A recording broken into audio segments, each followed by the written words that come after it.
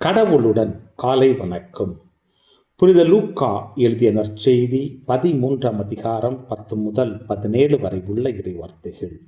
அக்காலத்தில் ஓய்வு நாளில் இயேசு தொழுகை கூடம் ஒன்றில் கற்பித்துக் கொண்டிருந்தார்.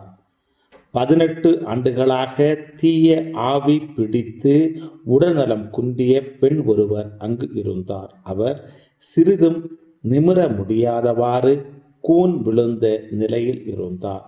இயேசு அவரை கண்டு அருகே கூப்பிட்டு, அம்மா, உமது நோயிலிருந்து நீர் விடுவிக்கப்பட்டுள்ளீர் என்று கூறி தம் கைகளை அவர் மீது வைத்தார். உடனே அவர் நிமிர்ந்து கடவுளை போற்றி புகழ்ந்தார்.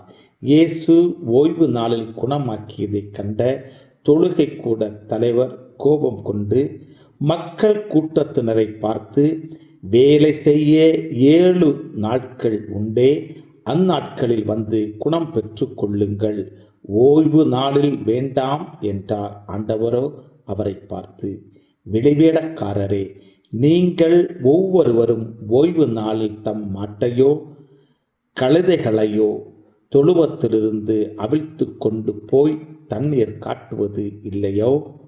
பாருங்கள், ஆபிரகாமின் மகளாகிய இவரை 18 ஆண்டுகளாக சாத்தான் கட்டி வைத்திருந்தான்.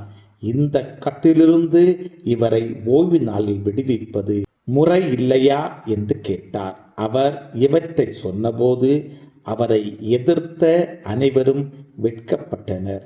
திரண்டிருந்த மக்கள் எல்லோரும் அவர் செய்த மாட்சிக்குரிய செயல்கள் அனைத்தையும் குறித்து மகிழ்ச்சி அடைந்தனர். கிறிஸ்துவின் நற்செய்தி. இந்த நாள் இனிய நாளாக அமைய வாழ்த்துக்கள். பல பல பல புதுமைகள், பெருமைகள், இனிமைகள் இறங்கிய நல்ல நாள், ஒரு நல்ல நாள், நம் தேவன் தந்த நாள். இது நல்ல நாள், ஒரு நல்ல நாள், நம்